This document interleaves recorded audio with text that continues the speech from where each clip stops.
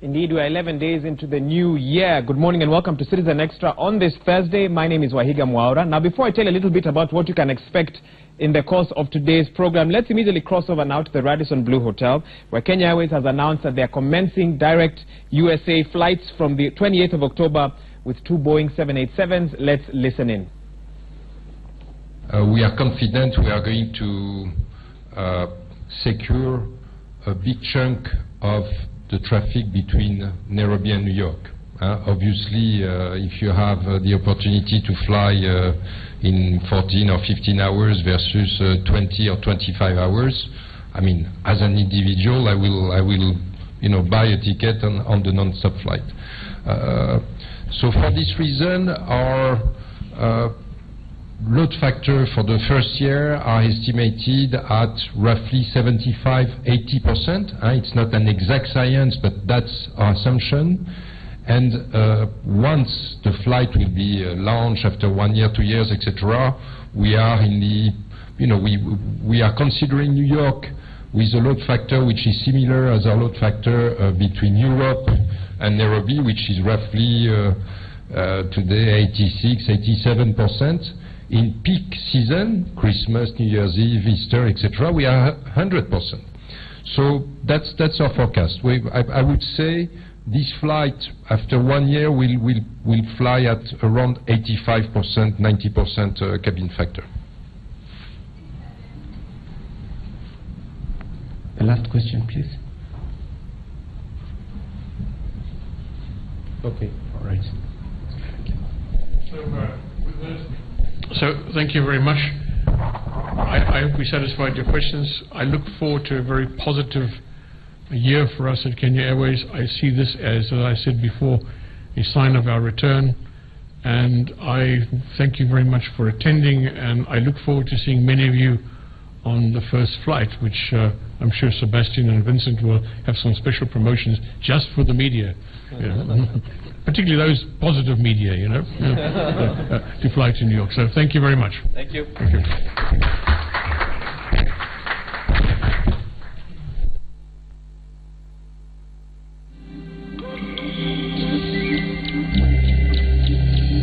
Little bit of what's happening at the Radisson Blu, where Kenya Airways has officially announced, of course, that there will be direct flights to the United States from Nairobi starting from the 28th of October with 2 Boeing 787s. If you're looking to purchase a ticket, you will need about 106,365 shillings to do so. Of course, you get more details from our business desk in our subsequent bulletins, but that's a little bit about what was happening in that particular event. Let's now cross over to the Sarova Pan-Africa Hotel, where the CS for Ministry of Water and Irrigation, Eugene Wamalwa, among other leaders, are holding a high-level stakeholders breakfast meeting with leaders from Murang'a County. We're told the Cabinet Secretary has not yet arrived, but I can see there Alice Wahome, a Member of Parliament for Kandara, is speaking to those who are present. Let's listen in. One of the take-home issues that this meeting must be able to follow up thereafter, so that we can work with a master plan. I'm very happy about that, because last time I called the water manager in my constituency. I wanted to see the designs.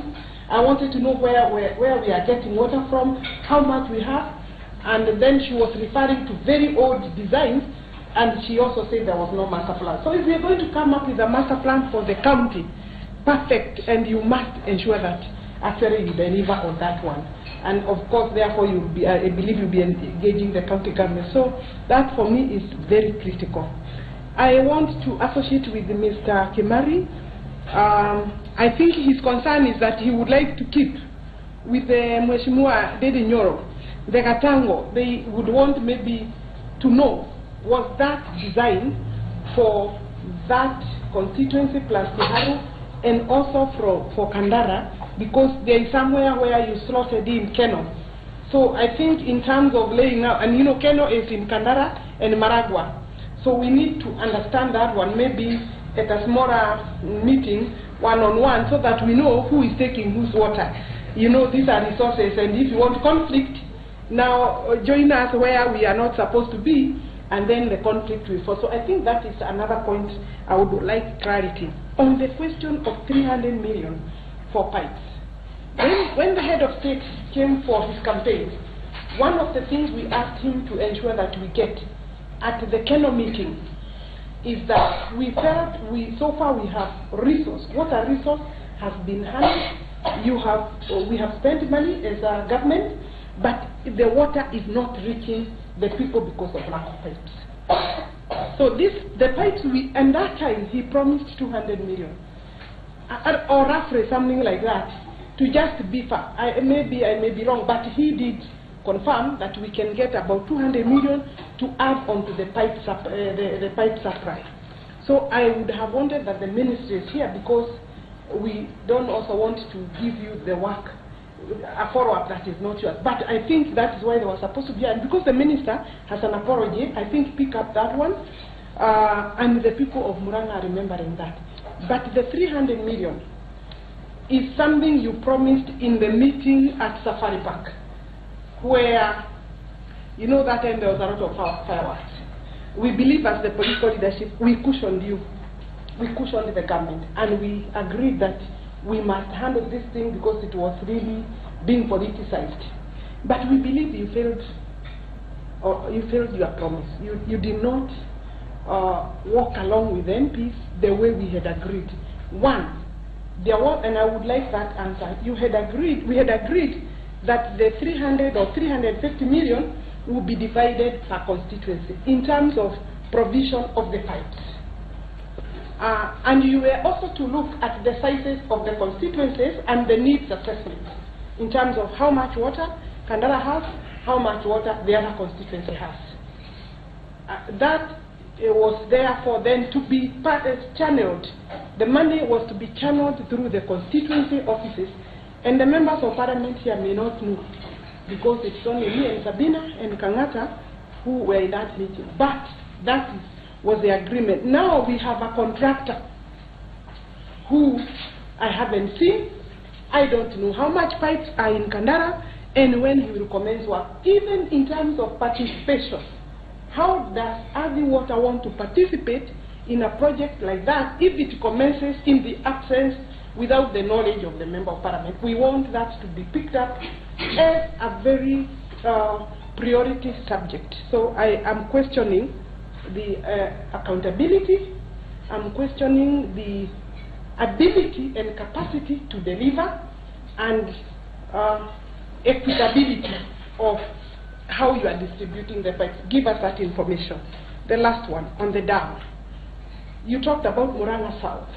Kindly clarify, when you talk about the lower region, not South, Murang'a South, to serve the lower Murang'a. Please clarify which constituencies or locations that you will cover, so that the dam, which is located, I believe, in Maragua, and if it was also supposed to cover Kandara, I think the launch, they have mentioned that it will serve some parts of the Lower Murang'a. I think, for me, I'm interested to know, and I think with those particular answers, the point is, I think we are still where we were in 2014 in terms of satisfying the people.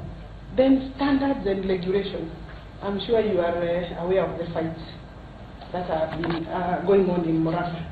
What is the role of the ministry in ensuring that the county and the water companies are actually not putting too much effort in conflict than service delivery? I think we wanted the minister to particularly address that issue, because it is a matter that is of great concern in Murang'a. Thank you very much.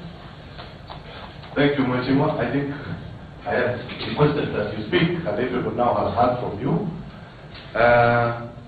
Let the guy who has been the veteran of Adi Water, Engineer Kamau. So, sorry, I missed the presentation. yes. But, Mheshimiwa, we have indicated that it will take from the 3, and then we answer, and then we should be able to give you that.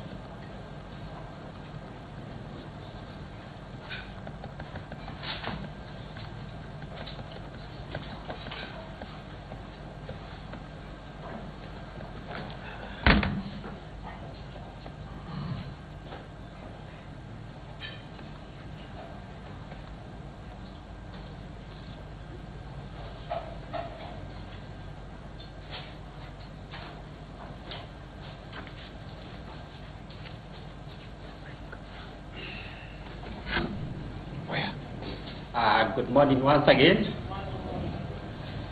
As I had said earlier, my name is Joseph Kamau. I'm head of planning and engineering. And projected there is a map of Murang'a. To the north is Mathioya constituency, and to the northeast is some sections of Kiharu. And to respond to Honorable Kimari's issue, we have a project called Gatago Water Project. That is the contract name. But it largely is trying to develop infrastructure, get water sources in the Abadeas to boost supply in the Gatago region, and convey the water downstream to areas in Gaturi. That is largely the main scope. That because of consumers upstream, the existing infrastructure are being used to serve the upstream communities. So we are trying to develop an alternative that will serve the downstream communities and all the way to communities in Gaturi, in Kiharu constituency. That is basically the scope of Gatango. But within the same contract, we intend, because under the Greater Murang'a Community Project, which has been completed, the pipeline was laid up to Keno. But after that, it was realized that the areas around...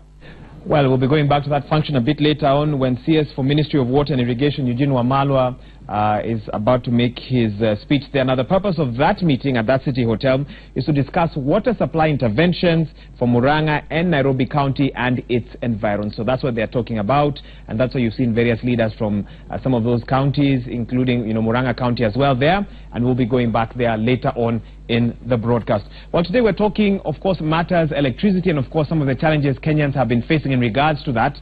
And to get the views of Kenyans in different counties, we begin by talking to our Martin Munene, who is in Nyeri County, to tell us a little bit about what small-scale traders, small-scale businessmen are facing in terms of challenges with their power supply. Martin, what can you tell us from Nyeri County?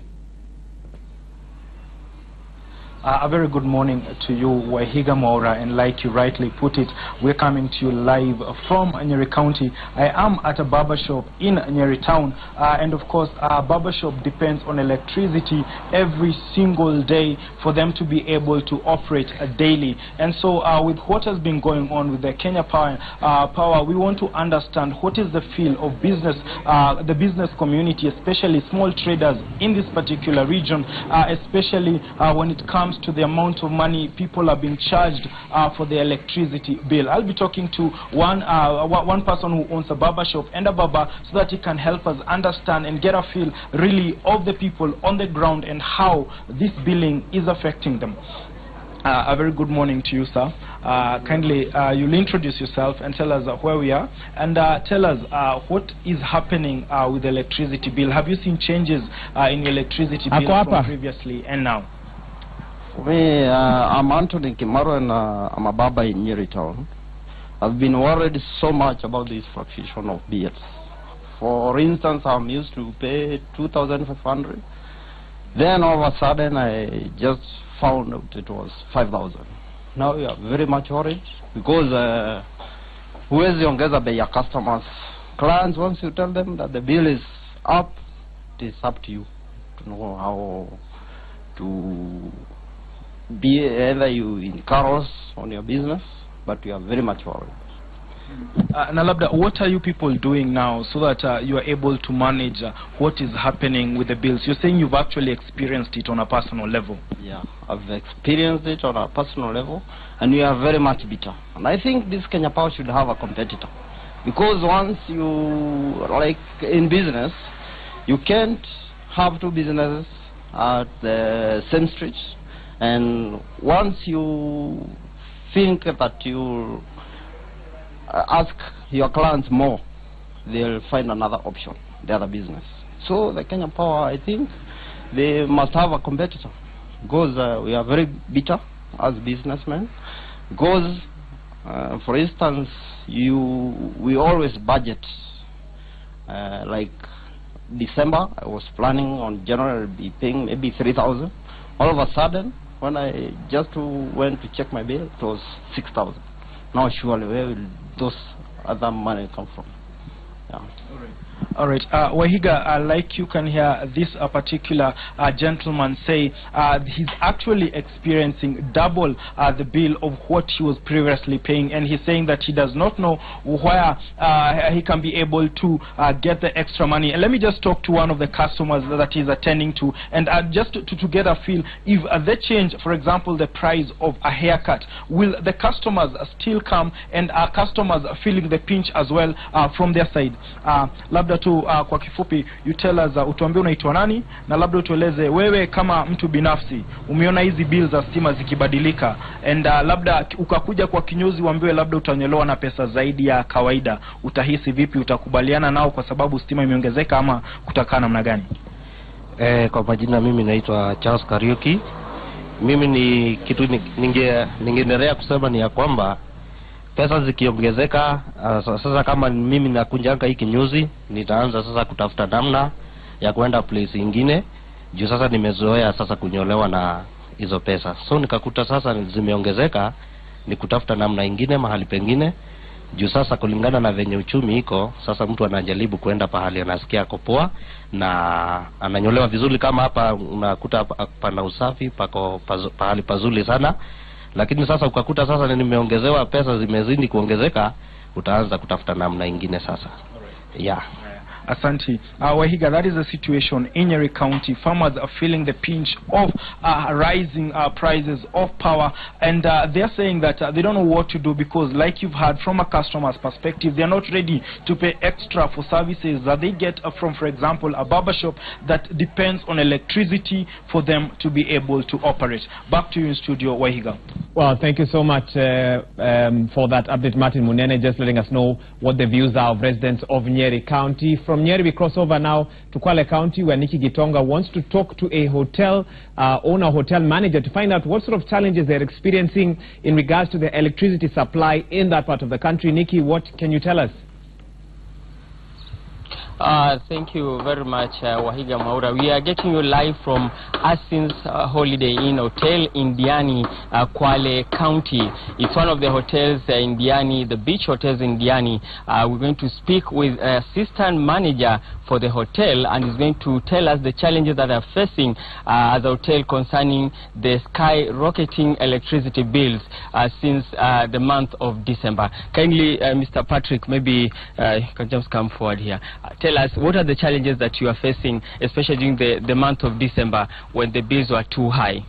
Yeah, thank you very much, brother, for this opportunity that you have given me. The problem that we have been facing in our hotel, in fact, it's a big problem.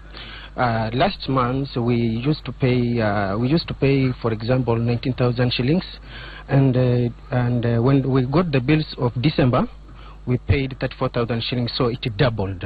So you find out that the bills were doubled, and this is the problem that we had in our hotel, and you see this is a big loss in our hotel.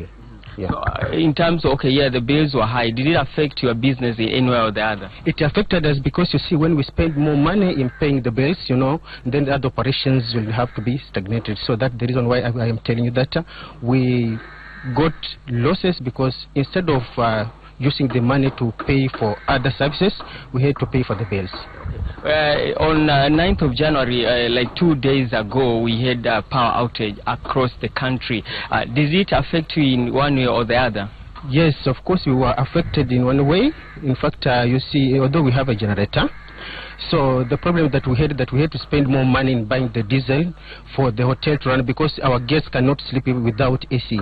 So we had to buy diesel. We had to spend more to buy diesel so that our guests may enjoy sleeping in cool rooms.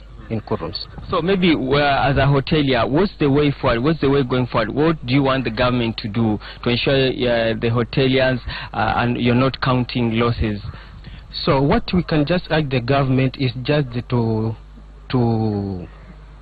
intervene to see whether they can rectify this problem, because you see, if we continue having the problem of electricity, our hoteliers we shall be facing a lot of problems, because we shall be spending a lot of money on electricity bills, and we have other operations that we have to spend on money. We have to pay salaries, we have to pay for water, we have to pay for everything. See, you see, we are spending more money on electricity, which is not good for us as hoteliers. Okay. As much as we had the power outage across the country, but in Kwale County so far we've been having such a problem now and then. Has it affected you more, and maybe what's your urge to the Kenya Power and Lighting Company, especially Kwale branch? I would like to urge the Kwale branch, especially those who are concerned with emergencies. You see, sometimes you see when we have an emergency, when we call them, sometimes they don't respond immediately. They say that their emergency car has gone to another place, you see. So they take time to respond to the problems. So what I can just urge the government is just to intervene and see where is the problem, so that if they rectify the problem, they'll be saving us as hoteliers. Because you see, the guests, as I told you before, the guests cannot stay in our hotel where there's no power or where there's no electricity. So if there is any emergency or any breakdown, let them come immediately and solve the problem, and by doing so, they'll be saving us from losses as hoteliers. Okay, thank you. That's an opinion from Patrick Abisai, Assistant Manager for Asins Holiday Inn. That's all we have from here, Waiga, for now, but we'll be back.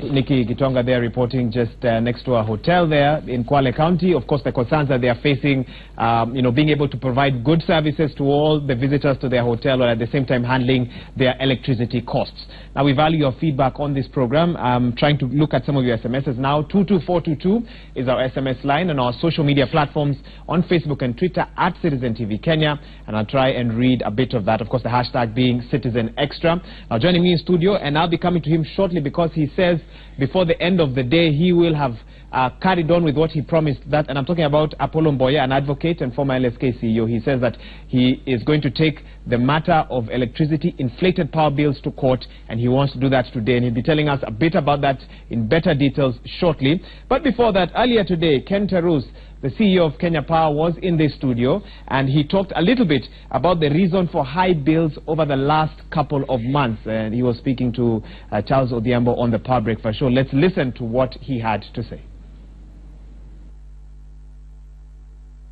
In the last 3 months, we had a system upgrade as Kenya Power, and what that meant was we carried out estimates in the bills that we read. And just to set the record straight again, out of the 6.5 million customers that are within our network, 2.4 million are postpaid, and the rest are 2.4 are postpaid. We have about 7,800 who are on 7,800 who are on smart meters. And the rest are on prepaid. Smart meters meaning? Smart meters are meters that are able to communicate with our systems within the office. These are the meters that we read, connect and disconnect from the comfort of our office. The office. Yes. And of course the prepaid components are the ones that customers load tokens into so that they get their consumption. And if you look at what we are trying to do as an institution now, in areas where it is outside our operations, we are trying as much as possible to fit those customers with prepaid meters. That assures us, it helps us manage our operations. Now, the remaining 2.4 million postpaid customers is what we get out on a daily basis to read. And like I said, in situations where we, in the last 3 months, we were carrying a system upgrade, we were not able to read some of these meters, and therefore we ended up doing estimations in their readings. Of course, when this was eventually done, then there was that element of now balancing of whatever was estimated against the actual reading. And to be honest, Odhiambo, this affected about 800 customers, 800, 900 customers. In the whole country? In the whole country. And when you look at the statistics, we have some which we overestimated and we have others which we underestimated. Of course, I'm appealing to all customers that those of us who have challenges, please come on board, come to our banking halls, let's engage with our customer relations officers so that we clean some of those challenges. Apollo, you are smiling even as you listen to what the CEO had to say an hour or so ago, seated on that same place, seat that you're seated on now. Yes. Last night when we called you to invite you for the show, you told us that you're in the middle of coming up with some legal documentation. I can give you a chance to tell us a bit about that, but I also know you've received some correspondence from Kenya Power today. Yes. Just walk us through that, Tafadhali. Thank you. Good morning. Yes, I was smiling because the MD is actually lying what he's saying about overestimation and underestimation. But let's start with the letter. He's not here to counter you, but nevertheless, go on. Yes. Now, yesterday at around 10 p.m., I was still in the office working on the documentation. Then I got an email, and the email was forwarding the letter from the MD. And in that letter, paragraph 3. Okay, hang on. I think we have some of those graphics. Can we play them now just so that our viewers can see the correspondence you received from Kenya Power? You said you received this from the company secretary. Company secretary. Okay. Yes, who sent it by email. Okay, continue reading. We'll be displaying them shortly. Yeah, paragraph 3 of that letter, Kenya Power and Lighting is saying that in November 2017, it migrated into a new customer management system, and that this system is the one that brought errors in the conversion when they were migrating to this new system, and they have actually admitted in that letter that some bills have been sent out which do not reflect the amount due and were in excess.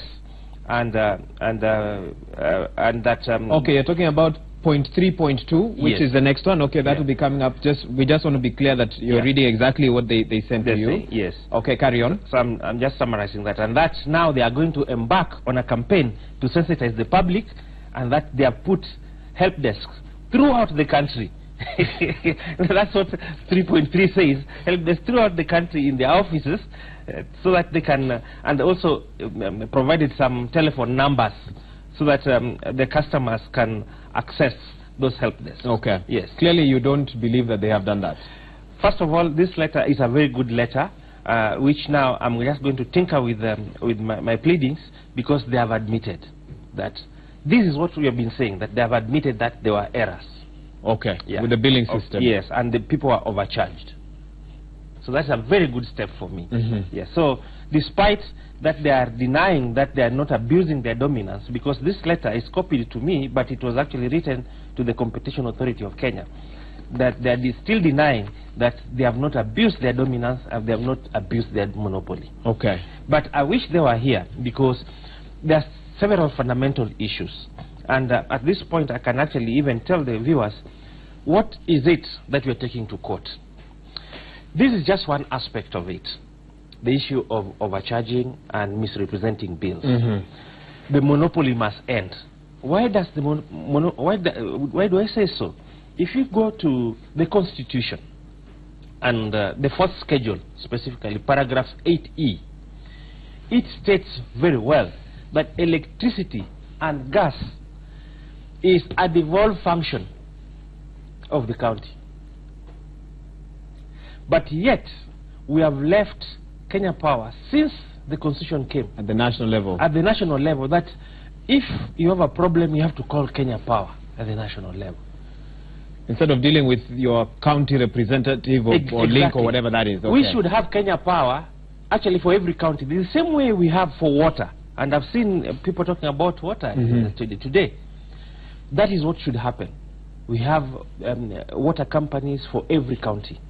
That is actually what is envisaged in the Constitution. The fourth schedule, paragraph 8E of the fourth schedule. And I invite viewers who have got the Constitution to confirm read it. Yes. Okay. Yeah. So if indeed there was this inadvertent error that has been mentioned in section 3 of the letter that you got, Why do you think the MD, the CS, did not confirm that there will be, refunds to all affected customers? And I did see you tweeted about this yesterday. Yes. And I saw some people messaging you and asking you, listen, we have not seen the help desk. Yes. It is so hard to get Kenya Power to help me when I walk up to their office and I'm showing them, listen, I've been charged normally 4,000 bob. Now you're charging me 200,000, 300,000. So is this something that they're rolling out now, or do you think this was something that was put out just to convince you to stop whatever you want to do? And Wahiga, that's why I was laughing. Remember when you were smiling when you was talking about all those things. This is a PR exercise, and I think a letter that was meant to try and convince that we should hold our horses. But it's not succeeding, because as you saw, I also issued a notice of access to information asking certain fundamental questions which they have refused to answer, including why they did not declare a loss of 10.1 billion in their books of account instead of saying it is a recoverable amount, because they don't have it. What they're doing right now, and why people are complaining in the public, is because they are loading it bit by bit on the customers' bills in order to recover 10.1 billion. Okay. I know that I'll need to release you in less than 30 minutes, because you've told me that this is something that you're going to handle right now. Yes. On Monday, Energy and Petroleum Cabinet Secretary Charles Keter refuted claims that Kenya Power had been backdating electricity bills, leading to the current inflated charges. Yes. He cited technical issues in the billing system, and he said, of course, deliberate efforts to correct the prices are underway. Yes. Does that tally with what you've now gotten from Kenya Power yesterday? No, I think the CS first made a very big blunder, because the CS is at the ministry. He's supposed to talk about policy issues. He digressed a bit and talked about policy issues and operational issues. Okay, maybe it was the members of the press there who pushed him to task. In his defense, it's just that he's not here, but carry on. Yeah, but I'm saying he had KPLC officials around him. He should have left that. He should have left operational issues to KPLC. Him is supposed to talk about policy issues. But let me answer it this way. One of the issues that we are going to ask in this suit is for a forensic audit of the systems, financial and operations. Because that one is going to bring out and even disabuse what the CS just talked about. It is only when you do a forensic audit that you can understand yes, exactly what's happening. Exactly. I also saw you, and if we can take that clip now, of course the MD was here this morning. He spoke about a couple of other issues. I want us to focus on the blackout that happened the day before yesterday at night. Yes. One that has happened now consecutively almost for 3 years. Yes. And we did on have the same date. On the same date. Yeah. Although I think the first one was within the same time period, but last year the same date. Yeah. We did do that. Dennis Otieno brought that story for us. But let's listen to what the MD had to say when Charles Odhiambo this morning asked him, for more details about that. Let's listen in. Odd coincidence, because the number of the duration within which these faults appear and the timings are more or less the same. Like you rightly pointed out, it was 9th of January, the other year, 9th of January the previous year, and 7th of January in this year. I want to mention here that this involved a high voltage line that runs between our Nairobi North and Danthora substations, where it gave in as a result of high voltages. Of course, like I mentioned, as Kenya Power, we have put in a team of engineers to just try and establish whether there is anything to do with perhaps weather patterns affecting our lines at that particular point in time. Because other than the previous year, when you look at these two incidences, this year and last year, the occurrence is almost at the same point. So we are just trying to establish whether there is any relationship between that occurrence and perhaps the weather, and of course, looking at the wider view, our maintenance program as it was. Okay, shortly we'll be bringing you that story by Dennis Otieno. That will be playing for you in just a bit. But let me get a response now from Apollo. You also went online, tweeted about this. You don't believe what they're saying. I can give you a chance just to give your thoughts now on the blackout that affected the whole country, you know, went into parts of Uganda as well, or at least it was happening at the same time. Yes. What a coincidence. That's what the MD is talked about. And for me, it is not a coincidence. This is a pattern. Every year, January. And what we suspect, and that's why I'm talking about system audit. But you're giving a theory right now. You don't have the facts to back it. Okay. Yes, yeah. Okay. I want to address it. That's why I'm talking about a system audit. The audit should be financial system and operational. System audit will tell us exactly what is happening. You see, even the MD is talking about maybe it's the weather, maybe... yeah, so we should stop guessing, and I agree with you. Yeah. How do we get to the bottom of it? How can it be for 3 consecutive years, same date, except for one that happened on 7th. This one happened on 9th. But last year it happened the same date. You're almost worried that next year, on the 9th of January, another one might happen. Will happen. Because now there's a pattern 3 years. So, the best way to, and as a professional, we must get it to a system audit to diagnose exactly what are they doing on that date.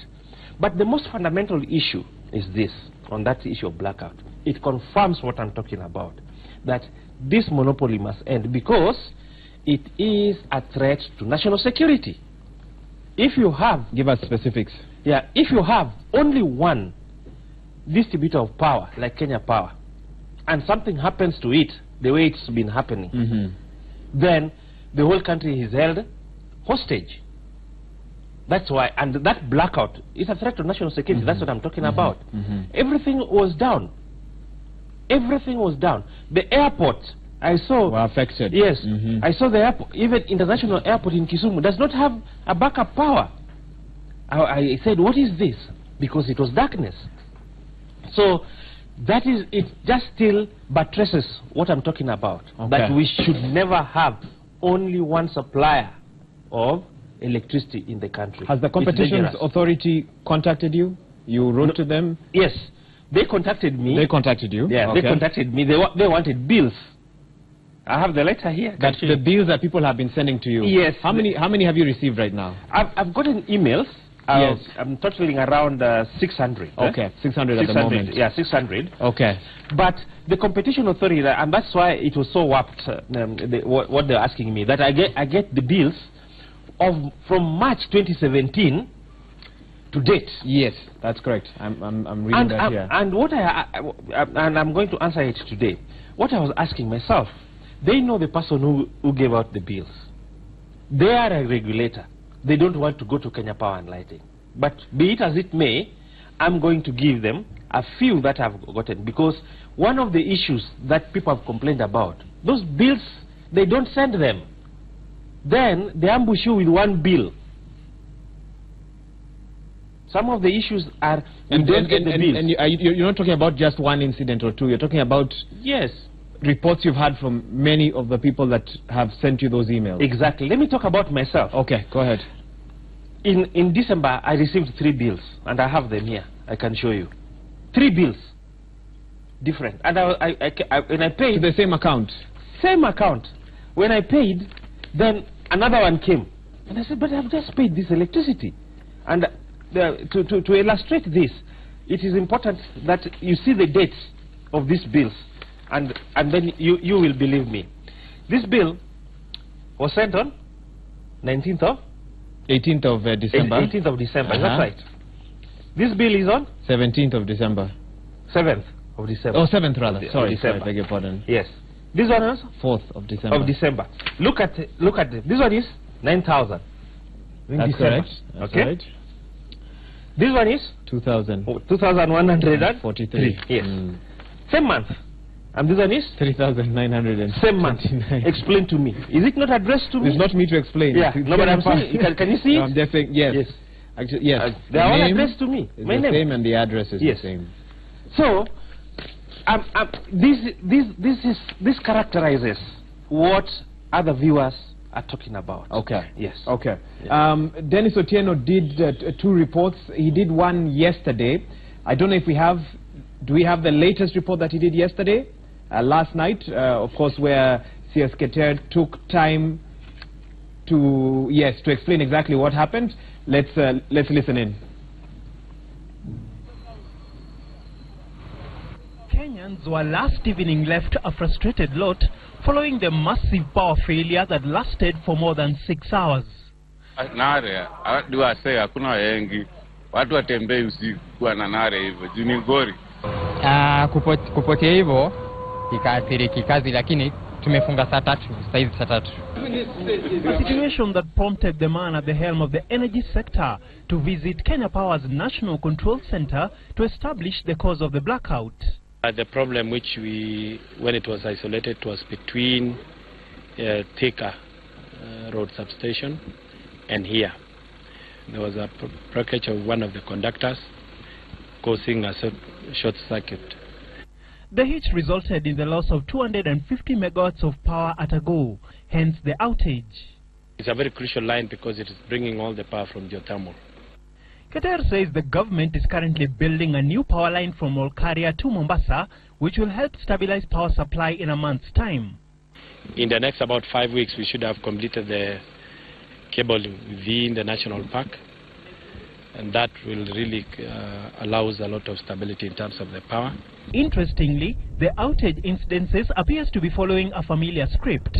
The country has reported power blackouts over the last 3 years, all in the month of January, 2 falling on the same date.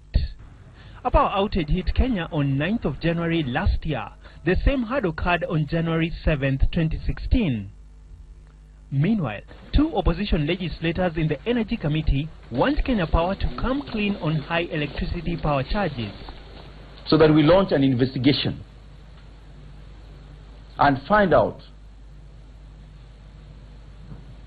the irregularities that all of us expect is happening in Kenya Power. The committee has also accused the Energy Regulatory Commission, ERC, for having a simplistic view in dealing with the matter. So there is no way, no logical explanation why you should tell Kenyans that you are going to charge the low consumers the same rate as you're charging the high consumers of power. Dennis Otieno, Citizen TV. Right, thank you, Dennis, for that report. Apollo, I don't know if you got a chance to listen to what those lawmakers had to say yesterday. Yes, just your thoughts on the questions they raised. Yeah, the questions they raised, actually, most of them, they picked the issues that I've been articulating. And I'm looking forward when they come back from 15th, that week, to make some presentation before that committee.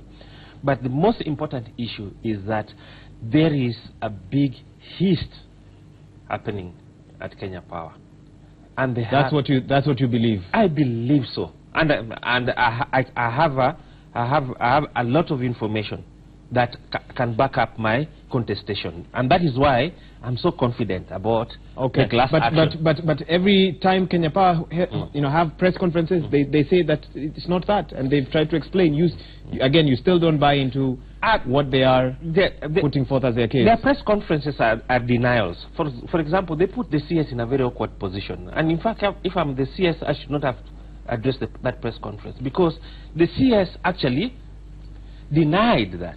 Now, you've seen a letter that they have written to Competition Authority and copied me. They are admitting that there's a problem. There's a problem. And now, because they have are you sure it's the same problem that you think is, because they might admit there's a problem, but they might, to them the problem could be different from the one you perceive. Very well. And that is why I'm saying one of the prayers that I've asked for is a system, financial and operational audit of Kenya Power. Then it will settle all issues. Okay. Yes. Before we wind up and let you go, the MD also spoke a bit about the exporting of power to Uganda. How will the consumer benefit and the impact on their bills? Let's listen in again. This was an interview conducted this morning by Charles Odhiambo on our Power Breakfast show. Revenues that are generated coming out of that, then it helps in bringing down the ultimate cost of power that is passed on to the consumers. Because we, as a distributor, for example, when we collect revenues from our customers, we have to pay those who generate, be it geothermal, hydros, and so in this case, it is KenGen and the IPPs. Of course, as and when we sell out power, then whatever is collected is used to defray the cost of generation. All right, so we've tried to bring you snippets of that interview just in case you did not catch it earlier this morning on our Power Breakfast Show. Apollo, I can give you a chance now to give your closing remarks, even as we let you go. Yes, my closing remarks is this. It is very clear now that Kenya Power has been abusing their dominance. It is very clear that consumers have been fleeced. Okay, you say abusing their dominance. Yes. In this letter, They're denying. They're denying that, yes. and then very strongly at that. But Yes. nevertheless, okay. Yeah. So because of course there is a monopoly. It has a monopoly. So I don't know. They don't. You don't see it any other way. Yes. Okay. Yeah. Carry on. Monopoly. And then lastly, the continued monopoly of Kenya Power is contrary to the Constitution. And which section of the Constitution? The 4th schedule to the Constitution on the functions, the distribution of function between national and county governments. Paragraph 8 of that schedule provides that gas and electricity regulation and even pricing is a county function. I think the question that our viewers must be asking is, if I have an inflated bill, a bill that I am so sure is inflated, what is going to happen regarding that? Will I suffer disruption in my supply because of that? And it's not you who can answer this. The MD probably would be. And if I've already paid an inflated bill, is there any chance I'll get? I've seen a lot of Kenyans asking you that on social media. Yes. And I don't know if you want to comment as even. Yes, I want to comment on that because that is what the letter did not talk about. Okay. Having admitted that there is a problem, the letter should have gone further and say, okay, now that you've realized there's a problem, okay, people who have overpaid and who you have fleeced, are you returning the money to them, or are you deeming that they have paid in advance? Well, he says they say there's a help desk. Maybe those are... Nobody has seen those help desks. You haven't seen the help desk? I haven't seen the help desk. Ask any Kenyan. If they have seen the help desk, they'll tell you where the help desks are. Okay, I think we will send a team today to go and look out. Apollo Mboya, thank you so much for finding time to be here with us early this morning, just to let us know, what is happening with this particular matter from your perspective. But of course, we also had the KPLC MD this morning right here to also, give KPLC's side of the story as well. Thank you so much. Let's now tell you a little bit about what's happening on the global front.